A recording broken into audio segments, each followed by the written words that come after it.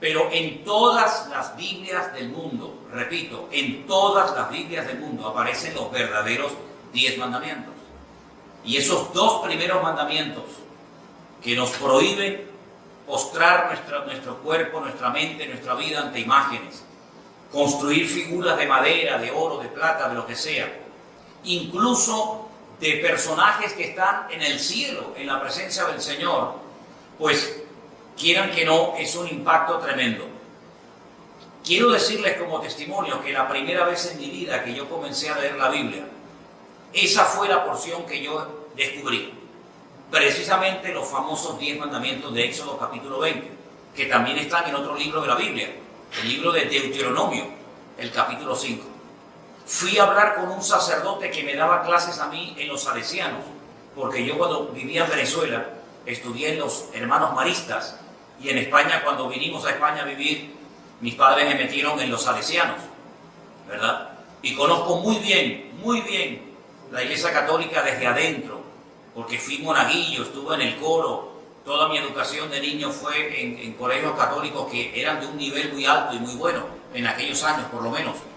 Y entonces fui a hablar con un cura, un tal Don Gilberto, un gran hombre, un buen hombre, y le mostré los 10 mandamientos que había descubierto en aquella Biblia que un día me habían regalado. Y entonces él, mirando en varias direcciones, me dijo: Manuel, cierra, como él me llamaba. Si en algún momento de tu vida te encuentras en una encrucijada, que no sabes a quién obedecer y qué hacer, obedecer a los hombres o obedecer a Dios, quédate siempre con la palabra de Dios. Y eso es lo que hice. Comencé a leer y a leer y a leer y fui descubriendo cosas espectaculares de la palabra de Dios. Porque digamos que eso es lo más llamativo, el golpe, ¿verdad? La confrontación con el tema de la idolatría, porque todos los católicos, lógicamente, un buen católico, pues tarde o temprano tiene que adorar alguna imagen, algún santo, alguna virgen, es que forma parte de la liturgia, es que es imposible ser un buen católico y no adorar a imágenes o a santos, sea a Pablo, a Pedro, a María o a quien sea, ¿verdad? Pero entonces cuando uno va comenzando a leer la Biblia, uno se encuentra que lo que uno creía que era lo más importante, lo más maravilloso, resulta que era una auténtica abominación ante los ojos de Dios. Por lo tanto,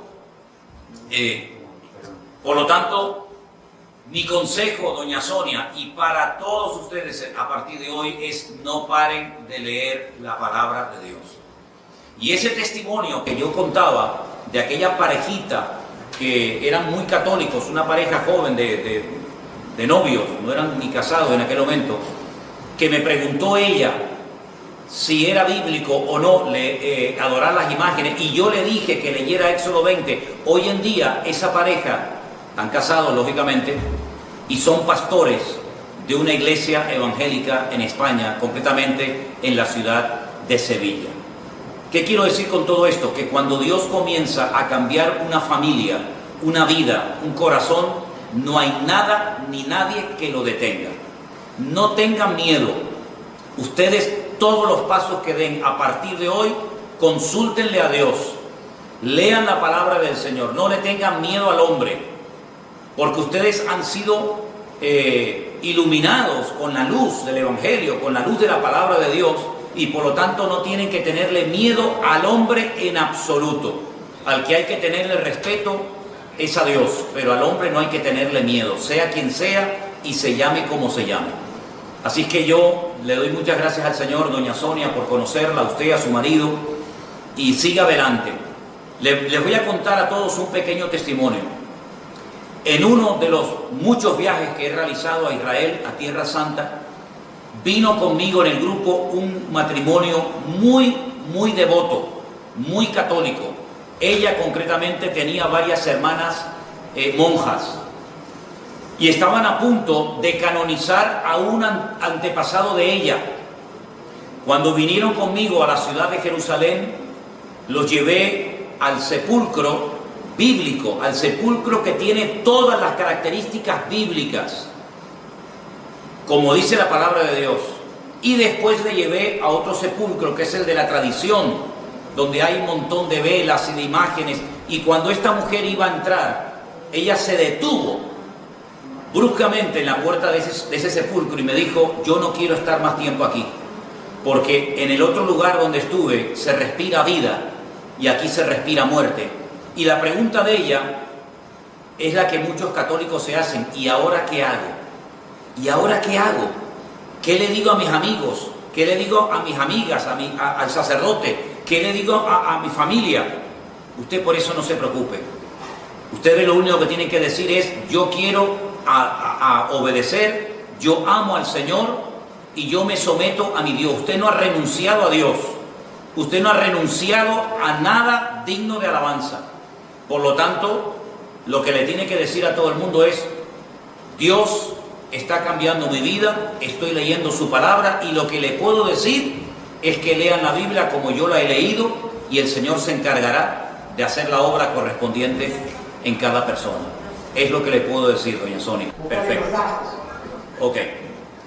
Bueno, pues, perfecto, gracias. Como resumen, no tengan miedo al hombre, lean la palabra del Señor, no tengan ningún temor y a cualquier persona que les pregunte, díganle simplemente que ustedes están leyendo la palabra de Dios y que el Señor es el que está haciendo la obra en vuestros corazones. Por lo tanto, no le tengan ningún temor al hombre, sigan leyendo la palabra, que el Señor tiene grandes sorpresas para todos y para cada uno de ustedes por el camino. Doña Sonia, un beso, que Dios le bendiga, saludos a su marido, a su esposo, que Dios le guarde, mucho ánimo y a seguir adelante y a leer mucho la palabra de Dios, que en ella usted va a encontrar la respuesta a todas las preguntas y el Señor le va a indicar con su Espíritu Santo que ahora vive dentro de usted lo que tiene que hacer en todo momento. Que Dios le bendiga grandemente. ¿Me escucharon bien ahora? Ok, gloria a Dios, gloria a Dios. Bueno, yo quisiera también decirle a cualquier otra persona que esté conectado en esta noche que si tiene alguna pregunta, que aprovechando este momento tan bonito que estamos teniendo, que con toda libertad la haga. Ahora, perfecto, perfecto. Ok, buenas tardes, pastor. Que Buenas Señor le tardes, bendiga. hermana. Y a todos los hermanos. De verdad que qué bueno estar acá con ustedes. Para mí es una alegría inmensa. Y bueno, sí, tengo una pregunta rapidita para para darle chance a todos los demás. Es que tengo una duda con respecto a la oración. En la Iglesia Católica normalmente se ora rezando el Padre Nuestro, como todos los católicos saben. Padre Nuestro que estás en el cielo. Aquí todo el mundo sabe, los católicos, lo que es el Padre Nuestro. Yo estuve leyendo en Lucas 11, que cuando los discípulos se reúnen con Jesús, igual le preguntan de qué manera ellos podían orar. Y él les dice que oren de esta manera, Padre Nuestro que estás en el cielo. O sea, se repite la misma oración que hacen en la Iglesia Católica. Mi duda es esta.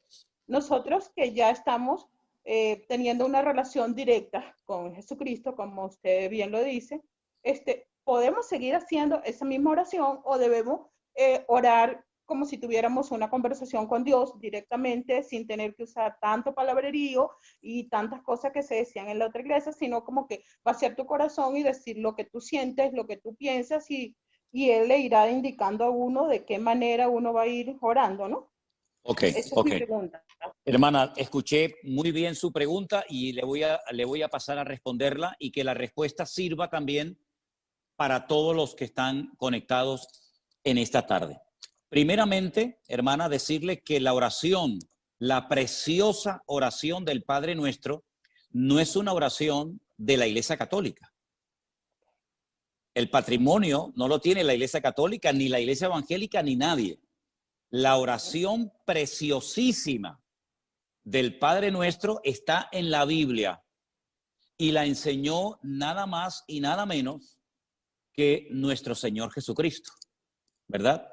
Permítame leerles al grupo las palabras previas y posteriores a la preciosa oración del Padre Nuestro. En el Evangelio según San Mateo, por si tienen la Biblia a mano y quieren seguir la lectura conmigo, en el capítulo 6, Mateo capítulo 6, verso 5, dice la palabra de Dios: y cuando ores, no seas como los hipócritas, porque ellos aman el orar en pie en las sinagogas y en las esquinas de las casas para ser vistos por los hombres. De cierto os digo que ya tienen su recompensa. Mas tú cuando ores, entra en tu aposento y cerrada la puerta, ora a tu Padre que está en secreto, y tu Padre que te ve en lo secreto, te recompensará en público. Versículo 7. Y orando, no uséis vanas, escuchen, no uséis vanas repeticiones como los gentiles que piensan que por su palabrería serán oídos. No os hagáis semejantes a ellos, porque vuestro Padre sabe de qué cosas tenéis necesidad antes que vosotros se la pidáis. Es decir, en el pueblo de Israel, hasta el día de hoy, hay libros muy gordos, libros enormes. El más famoso se llama el Sidur, donde hay oraciones absolutamente para todo. Para cuando usted come, cuando usted bebe, cuando usted sale, cuando usted entra, cuando se muere una persona, cuando nace un niño, para un matrimonio, para un bautismo, absolutamente para todo. Son oraciones que se hacen continuamente. Hay 3 oraciones que en el pueblo de Israel obligatoriamente todo devoto tiene que hacer cada día. La oración de la mañana, que se llama Shacharit, la oración de la tarde, aproximadamente como a las 3 de la tarde, que se llama la Minjá, y la oración de la noche, que se llama la oración de Arbit. Todos los días las mismas oraciones, las mismas lecturas, los mismos salmos, toda la vida. Esto ya existía en los tiempos del Señor Jesucristo. Oraciones repetitivas que se aprendían de memoria, que se enseñaban de generación en generación, el padre al hijo, el hijo al nieto, sucesivamente. ¿Qué es lo que hace el Señor Jesucristo? El Señor Jesucristo le enseña a los discípulos y a todos los cristianos una oración modelo, una oración base, que va a servir para que sobre esa oración sepamos qué cosas podemos pedir y cómo debemos pedirla. ¿Es malo repetir en alta voz el Padre Nuestro? En absoluto. En absoluto. El Padre Nuestro, repito, no es una oración de la Iglesia Católica ni una oración de la Iglesia Evangélica, es una oración bíblica. Ahora bien, hay muchas cosas que no incluye el Padre Nuestro, pero como el Padre Nuestro me enseña a pedir ciertas y determinadas cosas, yo puedo pedir por mi familia, puedo pedir por mi salud, puedo pedir por mi país, puedo pedir por un trabajo, puedo darle gracias al Señor por lo que tengo, por lo que he aprendido, por los hermanos en Cristo que estoy conociendo, etcétera, etcétera. Es decir, no está mal repetir el Padre Nuestro en alta voz, en absoluto, pero por favor, no lo hagan, permítame la expresión, como los loros, de una forma ya repetitiva, de memoria, que no sabemos lamentablemente lo que estamos diciendo. Si alguien quiere usar y hablar de vez en cuando con las palabras de la preciosa oración del Padre Nuestro, no hay ningún problema, pero no lo haga como un rezo repetitivo, monótono y aburrido, sino que usted puede orar ahora con total libertad a su Dios, a su Padre Celestial, que lo conoce, que lo ve, y por lo tanto no se limite, repito, no se limite única y exclusivamente a repetir el Padre Nuestro, porque usted puede orar hoy por hoy lo que quiera. Y miren, les voy a dar un consejo que me dieron a mí hace muchos años. Si usted quiere aprender a orar bien, bíblicamente, utilizando términos bíblicos, oraciones preciosas, lean los Salmos. El famoso y precioso libro de los Salmos, que hay 150, léalo. Cada día puede leer un salmo. Hay 150, muchas son oraciones, pero usted va a aprender oraciones preciosas que también, como no, usted puede utilizar esos términos, esas frases y esas palabras. Así que como conclusión, usted puede repetir el Padre Nuestro cuando quiera, siempre y cuando no lo haga de una forma repetitiva, monótona, religiosa y aburrida, pero no se limite única y exclusivamente a orar usando el Padre Nuestro, porque usted puede hoy por hoy orar con total libertad, de padre a hijo, de hijo a padre, cuantas veces quiera. Espero que haya quedado bien, bien, quiero decir, espero que haya quedado clara, mejor dicho, la respuesta a su pregunta, querida hermana. Perfecto, perfecto, quedó totalmente claro. Y quería Amén. acotar que sí, bueno, que tengo los libros de los Salmos, un librito solo de Salmos y lo leo siempre, pero bueno, era mi duda. También quería decirle rapidito, porque yo no es que estuve hasta ayer en la Iglesia Católica, pasa que vengo de una familia donde la mitad es católica y la mitad es cristiana. Y entonces me quedaban como que dudas y quise entrar para aclarar dudas, pues de verdad Muy bien. que chévere, gracias y de verdad que feliz con la respuesta. Gracias. Bendición, hermano. Bendiciones. Vamos a darle lugar a otras personas. Yo, como me estaba fallando el ordenador, la computadora, tengo el iPhone en la mano, el teléfono, pero tengo la pantalla frente a mí. Y Vanessa, si tú ves a gente con la mano levantada queriendo hacer una pregunta, dime de quién se trata y le damos enseguida lugar para que haga su pregunta. Silvia Colín. Ok, Silvia Colín, por favor, si es tan amable, abra su micrófono y haga la pregunta que usted quiera. Ok, bienvenidos todos y qué bueno que estamos en esto y que nos salimos a tiempo de una religión en la que cuando yo me di cuenta hasta lloré porque dije, Dios mío, he sido engañada toda mi vida. Pero bueno, mi pregunta, tengo muchas preguntas, pero voy a hacer una para que todos tengamos tiempos de hacer alguna. ¿Cómo guardar correctamente el día de reposo? ¿Qué es lo que no debemos hacer? Porque en eso sí tengo mucha duda. También, por ejemplo, pues yo soy enfermera, yo trabajé 28 años en la noche para el Seguro Social y pues obviamente que quienes hemos trabajado en ciertos días es muy difícil guardar el día de reposo. Quiero entender que a lo mejor hay que contar 7 días y guardar ahí un día de reposo, por ejemplo, ahora para los jóvenes, para mis hijas, que trabajan mucho más ahora desde que están conectados en línea, ha sido más difícil que puedan incluso dedicarle un momento a Dios porque terminan exhaustos. Esto del encierro creo que ha sido peor para mucha gente porque no le dedican el tiempo tampoco a los hijos o tienen que estar más al pendiente con las tareas. Pero ¿qué se puede hacer para la gente que no puede guardar exactamente el día de reposo? Vamos a ver. Cuando uno lee en Génesis, el primer libro de la Biblia, todo lo que el Señor le ordenó a Adán y a Eva que hicieran, curiosamente, una de las cosas que le pide es que el séptimo día lo santifiquen. La palabra santificar significa apartar o consagrar. ¿Me explico? Apartar o consagrar es lo mismo que santificar. Bien, se lo dijo a Adán y a Eva. Es decir, en el séptimo día, ¿qué es lo que tenían que recordar? ¿Qué es lo que tenían que hacer? ¿Qué tenían que tener presentes aquella pareja por el hecho de que Dios le dijera que tenía que apartar ese día de una forma especial? Ahora bien, los días en la Biblia no reciben nombre.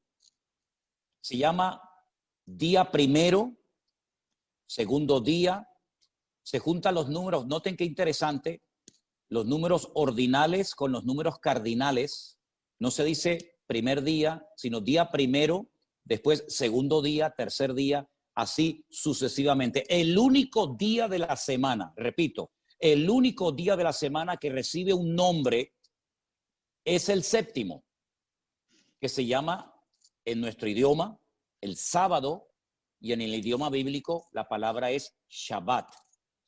Shabbat, de la cual procede con las mismas letras, pero cambiando la pronunciación vocálica, la palabra Shebet, que significa sentarse o reposar, cesar actividad, ¿verdad? Cesar cualquier actividad y consagrar o santificar ese día única y exclusivamente para el Señor. Bien, a lo largo de la historia, ningún pueblo guardó ese día de reposo porque se desviaron. Unos comenzaron a adorar a Moloc, a Baal, a Milcón. Solamente el pueblo de Israel, a lo largo de la historia y después de recibir la Torá o la ley en el monte Sinaí por medio de Moisés, recibió la orden, y está dentro de los 10 mandamientos, de santificar el día de reposo, el Shabbat. No cualquier día, sino el séptimo. ¿Por qué? Porque en el séptimo día Dios cesó su actividad creadora. Dios no hizo nada, no habló, no hizo nada, ya todo estaba terminado. Y entonces, para decirle a las naciones paganas, nosotros no hacemos nada, porque es el testimonio visible, objetivo, que Israel podía dar como botón de muestra de que ellos creían en una obra creadora por mano de un Dios creador. Entonces, cuando la gente decía, pero ustedes, ¿por qué no trabajan en sábado? ¿Por qué los animales descansan en sábado? ¿Por qué no hacen nada? Porque nosotros creemos que Dios creó todo en 6 días y el séptimo día reposó. Era un testimonio tremendo. Ahora bien, cuando vamos al Nuevo Testamento y nos encontramos ya con la iglesia, con el cristianismo, uno históricamente sabe perfectamente, y solamente es cuestión de indagar y estudiar un poco, que los cristianos seguían, porque la inmensa mayoría en un principio eran judíos, seguían en las casas, en sus hogares, partiendo el pan. Y uno dice, bueno, partiendo el pan se refiere a que tomaban lo que llamamos la Santa Cena, el pan y el vino. No. Es que todos los sábados, el día de reposo Shabbat, se parte un pan, que es un pan trenzado, y se comparte vino. Todos los días del año que caen en Shabbat, se parte el pan y se toma el vino. Esa ceremonia se llama Kiddush. Se santifica esa ceremonia, ¿vale? ¿Qué fue lo que pasó? Bueno, algún día hablaremos de todo lo que se fue lamentablemente deteriorando con el paso del tiempo y en los muchísimos concilios que se fueron celebrando a lo largo de la historia, se fueron añadiendo y quitando cosas fundamentales que se habían practicado por siglos y siglos.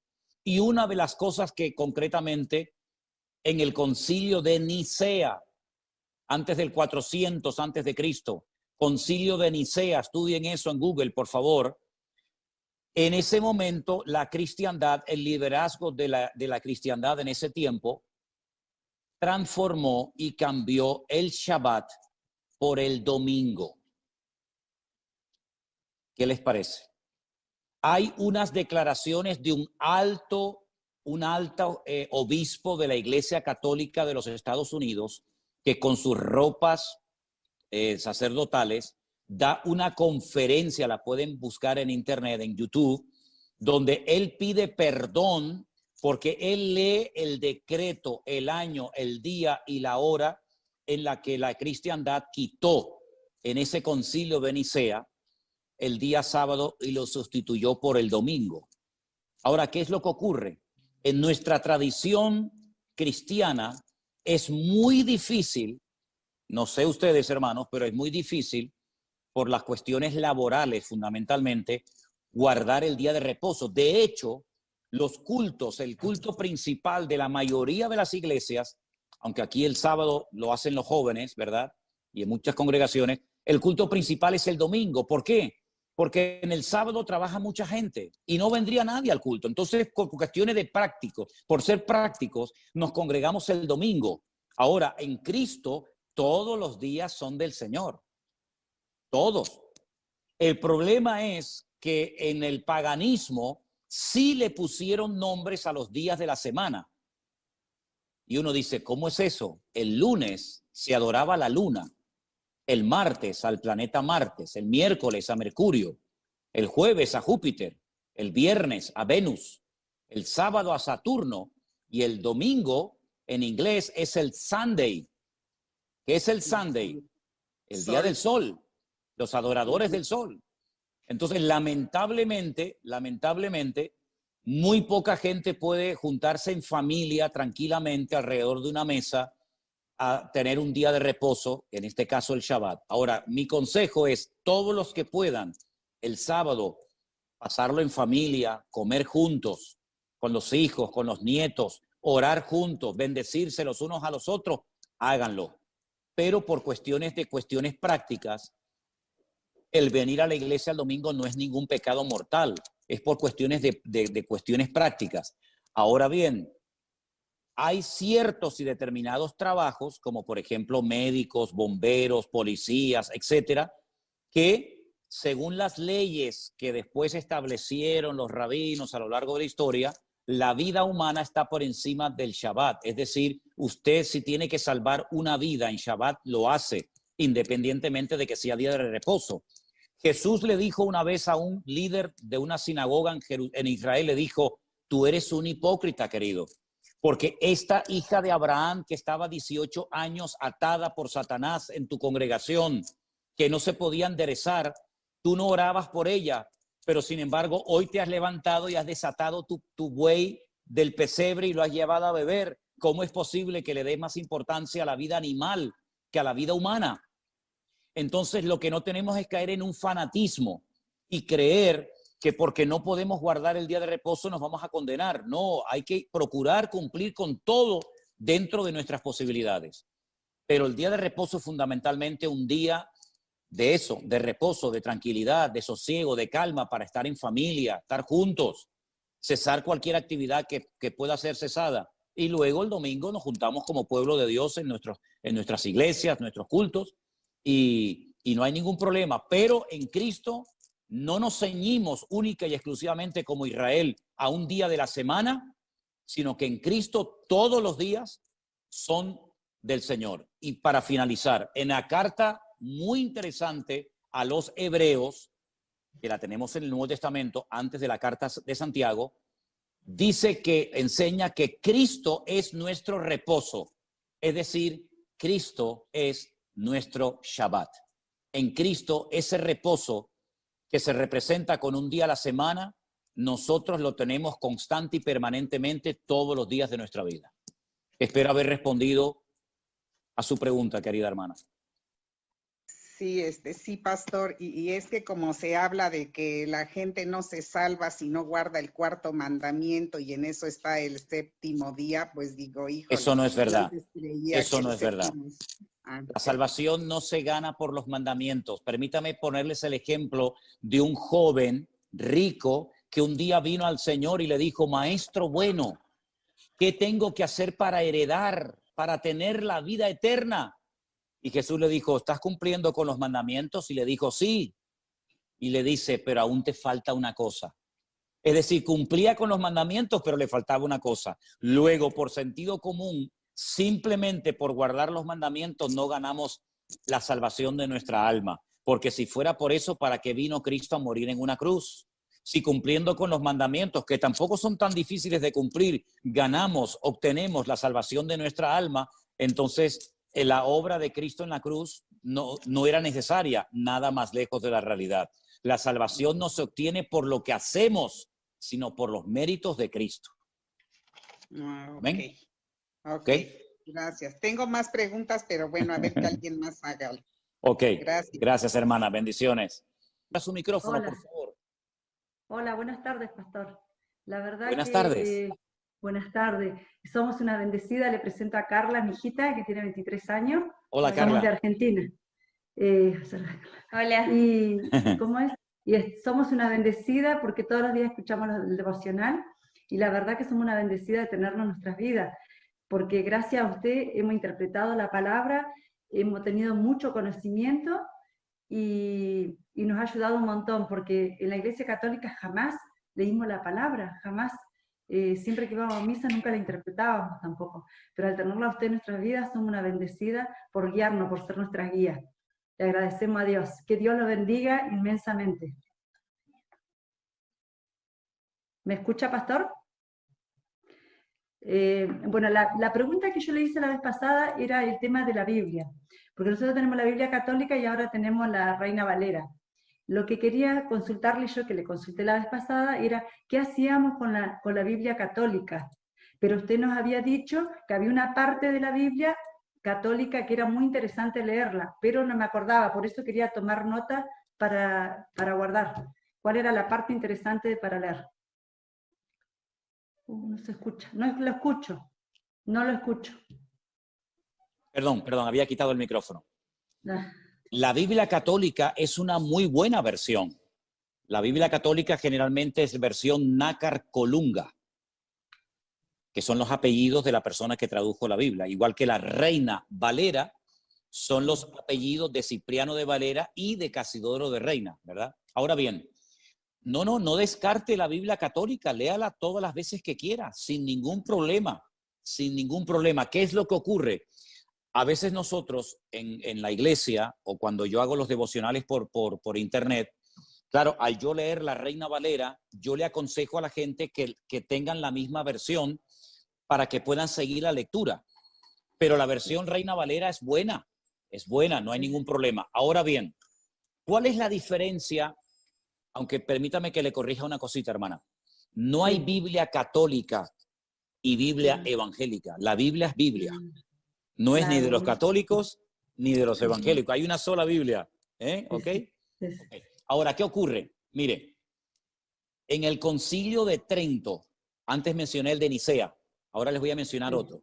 Siglo XVI, Concilio de Trento, tomen nota. La Iglesia Católica hizo muchos cambios, quitó, puso muchas cosas, y una de las cosas tremendas que ocurrieron en el famoso Concilio de Trento fue que la Iglesia Católica decidió añadirle 7 libros más al canon de la Biblia. Es decir, lo que ya estaba establecido por siglos y siglos y siglos. Fíjese, le estoy hablando del siglo XVI. Luego habían pasado ya muchos siglos después de Cristo, ¿verdad? Le añadió 7 libros de historia judía.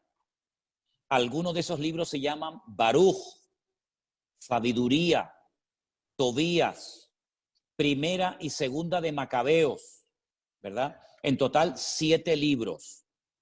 7 libros de historia. Usted dice que es de Argentina, ¿verdad? Sí, de Argentina, pastor, sí. Imagínense que en la Biblia añadieran historia de la República Argentina. Y que la agregue. Es una historia interesante, pero que no tiene nada que ver con lo que el Señor ya había puesto en su palabra. Entonces yo recomendé en un momento la lectura de los libros de Primera y Segunda de Macabeos. Y voy a dar una pequeña explicación para explicarles el por qué lo recomendé.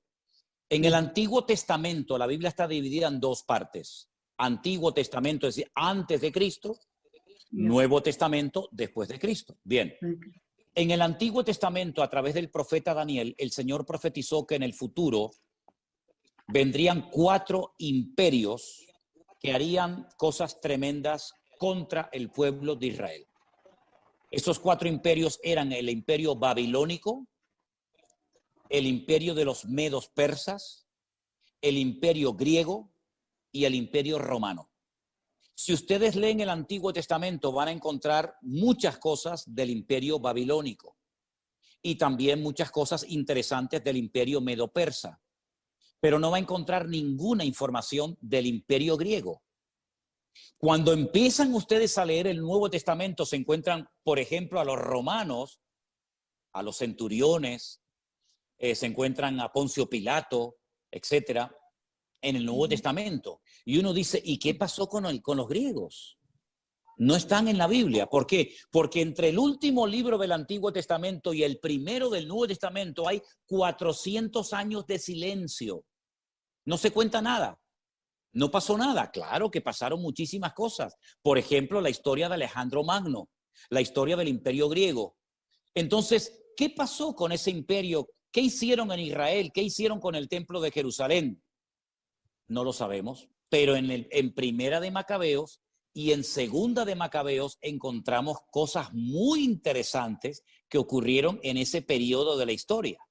Por ejemplo, la profanación del lugar santísimo, con un tal Antíoco Epifanes que profanó el lugar santísimo y que puso unos ídolos tremendos. En fin, es una historia muy interesante y esos libros están en la iglesia, en la Biblia, digamos, de la Iglesia Católica, la versión Nácar Colunga. Los macabeos eran unos hermanos que se rebelaron contra el Imperio Romano. No se llamaban macabeos. Creo que uno se llamaba Simón, otro se llamaba Judá. Todos murieron como mártires. Ellos pelearon, se rebelaron contra el Imperio griego y volvieron a consagrar el templo, que era un santuario pagano griego y que era un gimnasio para hacer gimnasia los griegos, lo volvieron a consagrar al servicio al Señor, ¿sí? Entonces a ellos los llamaban los macabeos, que viene de la palabra macab. La palabra macab en hebreo significa martillo. Un macab es un martillo, son los que golpeaban, los que amartillaban, los que golpeaban a los enemigos, y de ahí viene la palabra macabeos, ¿verdad? Entonces es una historia muy interesante que sería muy bueno que ustedes la leyeran. El libro de Judith es una chica que hace algo por la historia del pueblo de Israel. Esa es la gran diferencia que hay entre una Biblia y otra. Por lo demás, la versión Nácar Colunga católica y la versión Reina Valera son muy buenas versiones en castellano para poder entender el mensaje divino, el mensaje de Dios. ¿Sí? Sí. Muchas ¿Okay? Gracias, pastor, le entendí. Por nada, Muchísimas por gracias favor. Y que Dios lo bendiga. Gracias por igualmente. siempre, por sus devocionales. Amén. Gracias, un placer. Gracias. ¿Más preguntas tenemos, Vanessa? Sí, buenas tardes a todos y que Dios me los Buenas bendiga. tardes, igualmente. Muchísimas gracias, pastor, de verdad, por toda esta oportunidad que nos está dando a todos nosotros. En lo particular, pues siempre he venido de una iglesia, de una formación católica, pues toda mi familia, de verdad. Aquí nadie me ha dicho, pues, nadie me ha invitado. Es el mismo Señor quien ha puesto todo en mi vida, porque precisamente tuve esa curiosidad de estar empezando a leer la Biblia y obviamente pues a partir de que empecé a leer, que no sabía ni por dónde empezar, yo empecé desde el principio, desde el Génesis. Entonces empezaron a surgirme muchas dudas, precisamente eso de la idolatría, de los ayunos, de todo esto, ¿no? Pero a mí, por ejemplo, en lo que me respecta es en lo que veo en la cuestión de los diezmos y de los ayunos. Porque si bien es cierto, por ejemplo, acá en la Iglesia Católica muchas veces decían no, que los diezmos pues no necesariamente estos, no es necesariamente dar el 10% de lo que tú ganas a esto, sino ayudar a otra gente, ¿no? Entonces, eso me causa como conflicto también porque, bueno, yo pienso que según lo que estoy leyendo, pues es para beneficio del Señor, ¿no? Para edificar. Que esa es otra de las dudas que tengo yo aquí, por ejemplo, ahorita que estamos en la iglesia virtual, ¿cómo hacemos nosotros para aportar, para poder ayudar y contribuir a que esta comunidad crezca? Porque es para beneficio de Dios precisamente. Y lo del ayuno, bueno, ya eso es otra cosa que me imagino que será en otra oportunidad. Vamos por parte, vamos. Piano, piano se va lontano, dicen los italianos, poquito a poco, ¿no? Miren, hermana, vamos a ver, que quede bien claro para todos los hermanos, todo el grupo que en esta tarde está conectado, que yo, que les habla, en ningún momento he hablado de aportar absolutamente nada. ¿Ok? No hablamos de diezmos, ni de ofrendas, ni de donaciones, ni de limosnas. No he hablado absolutamente nada de eso, ni lo haré, salvo si me preguntan.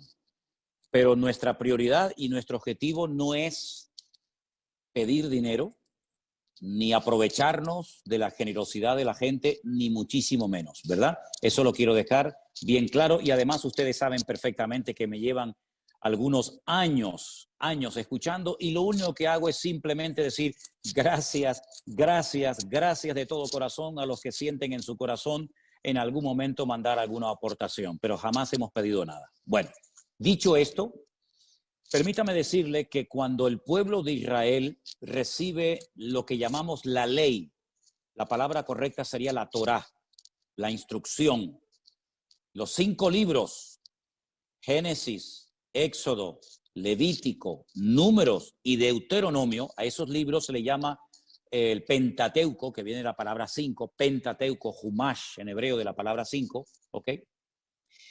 Reciben 613 mandamientos.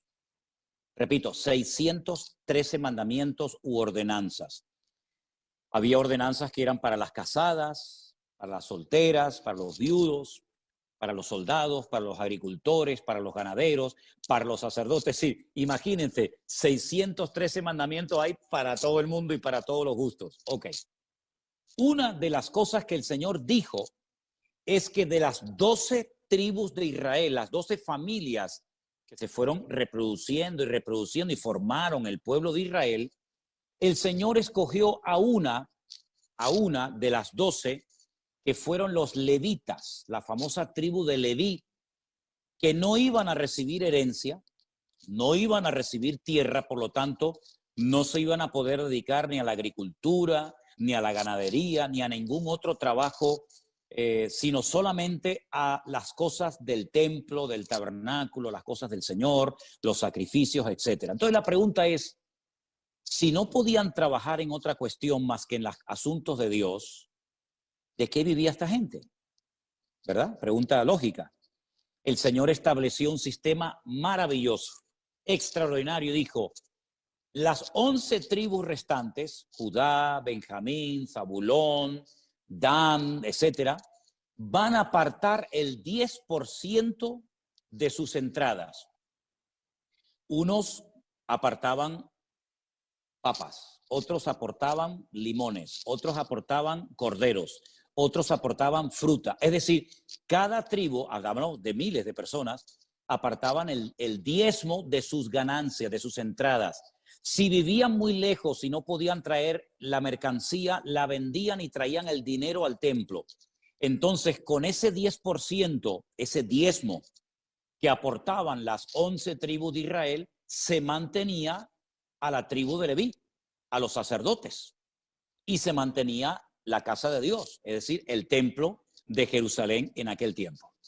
Bien, hoy en día, en las congregaciones, yo hablo de mi situación en España, que no recibimos ningún tipo de subvención ni de aportación económica del Estado. ¿Cómo se ha mantenido la iglesia evangélica? ¿De qué vive la iglesia? ¿Cómo pagan la luz, el agua, los alquileres de los locales? Nosotros no tenemos propiedades, todo es alquilado. Pues con las aportaciones voluntarias de la gente, de las ovejas, de las personas. Entonces hay una costumbre dentro del pueblo evangélico que nace, que viene del pueblo de Israel, que es apartar el 10% de sus ganancias y lo aporta a la obra de Dios. Y con eso se pagan los gastos. ¿Qué es lo que está haciendo gente que nos está viendo por internet?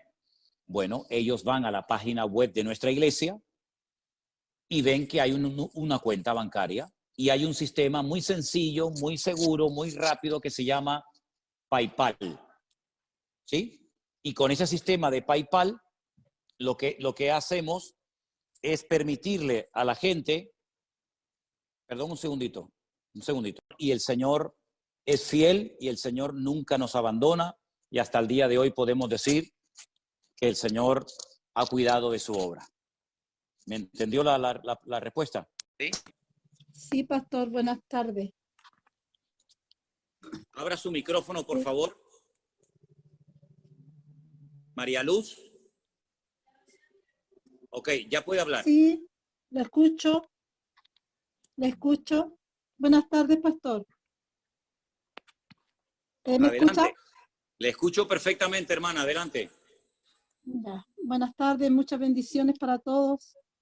Mi duda es que, bueno, alguien preguntó sobre eso, primero que nada, sobre el ayuno y luego sobre el bautizo.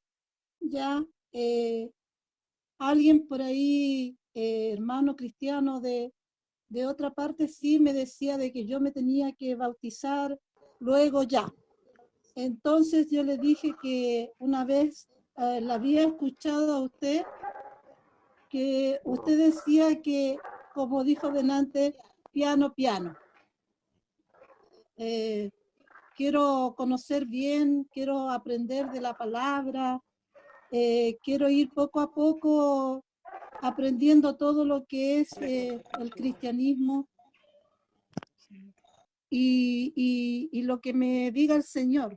Entonces, no estuve un poco de acuerdo con esa persona porque como yo siempre fui católica, toda mi familia fue católica, y siempre dije de que si algún día el Señor me llamaba, yo quería hacer las cosas bien. Entonces, estoy en eso, estoy aprendiendo y yo quiero saber si estoy errada en lo que yo pienso. Por eso mi pregunta iba ya hacia lo del bautismo, pastor. Ok, hermana. Escuché su pregunta perfectamente y se la voy a responder. ¿Usted me está escuchando bien a mí? Sí. Ok, mire, hermano, vamos a ver. Cuando uno va a la palabra del Señor, que es a donde siempre tenemos que ir a ver qué es lo que el Señor manda, a ver qué es lo que el Señor ordena, uno se encuentra que hay gente en el Nuevo Testamento que se bautizaba. Y entonces uno dice, bueno, ¿cómo se bautizaba la gente? ¿Cómo hacía la gente en la Biblia para bautizarse? Vamos a ver cómo lo hizo el Señor Jesucristo. Uno se encuentra al Señor Jesucristo, que no es un niño, sino ya es una persona adulta, que va caminando por su propio pie a un lugar donde hay un tal Juan el Bautista que está bautizando a la gente en el río Jordán. Entonces uno dice, es curioso que el Señor Jesucristo, que es nuestro ejemplo en todo, ¿verdad? El Señor Jesucristo es nuestro ejemplo en todo. Sus padres, José y María, no lo bautizaron cuando era un niño pequeño, sino que él a la edad de 30 años se bautiza, lo bautizó Juan el Bautista, y después, como saben ustedes, se va al desierto y está ayunando un montón de días hasta que él comienza su ministerio. Bueno, después cuando el Señor Jesucristo 3 años después termina con su precioso ministerio, reúne a sus discípulos y les dice, id por todo el mundo y predicad el evangelio. El que creyere, escuche bien el orden, el que creyere y fuere bautizado, es decir, que él lo que quería es que la gente que se fueran a bautizar supieran lo que están haciendo. No fuera algo por tradición, algo impuesto por la sociedad, como la familia que obliga y que presiona para que al niño lo bauticen, sino que vemos que todos y cada uno de los ejemplos que encontramos en la Biblia de personas que se bautizaron, ninguno era ningún niño. No eran niños de una semana, de un mes, de 15 días. No, eran gente grande, era gente adulta que primeramente creían y luego se bautizaban. No es que se bautizaban primero y luego creían. No. Ese no es el orden. El orden lo pone el Señor en su palabra. Dios en su palabra dice, primeramente hay que creer, arrepentirse de los pecados, pedir perdón al Señor y luego, como señal de ese arrepentimiento, de ese cambio, viene el bautismo. Entonces, seguramente, hermana, a usted, como a mí y como a la mayoría de nosotros, a nosotros nos bautizaron cuando éramos chiquitos, cuando éramos niños pequeñitos. Yo no sabía lo que me estaban haciendo, no me acuerdo de eso, pero cuando ya fui grande y leí la Biblia, y me di cuenta que mi Señor Jesucristo se bautizó de grande y que Él ordenó a la gente bautizarse de adulta, entonces yo dije, yo ahora me quiero bautizar, porque ahora lo entiendo, porque ahora lo quiero hacer, no porque papá, mamá, el abuelo, la sociedad o la familia lo dice, sino porque yo lo siento hacer y quiero poner en práctica ese mandamiento de la palabra del Señor. Entonces, claro que tenemos que bautizarnos de grande, hermana, pero no tenga prisa, no se preocupe. Yo estoy orando al Señor y pido ahora a ustedes que lo hagan también conmigo para que, si Dios lo permite, claro, el mundo está tan raro y todo está tan cambiado que ya uno no puede hacer planes ni de aquí a mañana, ¿verdad? Pero si Dios lo permite, para el año que viene, estamos orando para que el Señor nos permita ir a los lugares donde ustedes están ahora viviendo. A Chile, a Colombia, Argentina, a tantos lugares donde hay tantos hermanos esperando para poder ser bautizados. y también para poder conocernos personalmente. ¿Por qué no? Entonces les pido que oren, porque si el Señor lo permite, imagínense los hermanos de Argentina, de Chile, de Colombia, de otros países que se quieren bautizar. Qué lindo sería si nos pudiéramos juntar y hacer un día, un culto, una reunión en un río, en un lago, en algo, en un sitio donde poder bautizarles a todos ustedes. Así que no tengan prisa. Yo sé que muchos lo han leído, lo quieren poner en práctica porque no han leído de la palabra del Señor, pero no tengan prisa. Ya lo haremos cuando el Señor lo permita y lo crea conveniente. Amén, hermana.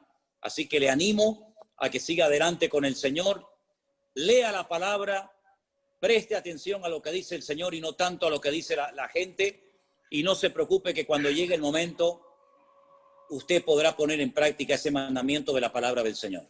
Espero haber respondido a su pregunta en esta noche, perdón. Bueno, aquí es de noche, para ustedes de día. Hola, pastor, qué gusto más grande poder saludarlo. ¿Me escucha bien? Sí, le escucho. Ya, qué bueno, qué gusto poder saludarlo. Yo soy de Chile y bueno, católica hasta hace poco tiempo y tratando de poder seguir lo más posible algo que no conozco muy bien. Entonces, mi pregunta es la siguiente, pastor. La verdad es que uno tiene que llevar una vida a diaria. Y usted sabe que en los católicos, ya que usted fue católico también alguna vez, todo sirve, todo vale. En los católicos uno iba a misa el día domingo y se sentía que había quedado purificado para el resto de la semana. Entonces, mi pregunta es la siguiente. Yo he visto que no hay por ejemplo, para nosotros, sabe que los católicos la Eucaristía, como decía la otra señora, es súper importante. Y yo he visto que en la iglesia que usted preside, eso es una vez al mes. Y nosotros para poder comulgar teníamos que habernos confesado, ¿cierto? Y esto tampoco lo veo en las iglesias cristianas. Entonces mi pregunta es, no importa que uno no se haya confesado, o cómo lo hacen para ustedes determinar cuándo es la Santa Cena que ustedes le llaman y para poder estar bien con el Señor, porque para nosotros sabe lo importante que es la Eucaristía. Le escuché perfectamente, hermana. Le escuché perfectamente y es una pregunta muy, muy interesante y me alegro mucho que la haya hecho porque estoy seguro de que le va a ayudar a más de uno de los que están conectados en esta noche. Vamos a ir por partes, ¿sí? El Señor Jesucristo, la noche que fue entregado, la noche que lo crucificaron, ¿verdad? ¿Qué fue lo que repartió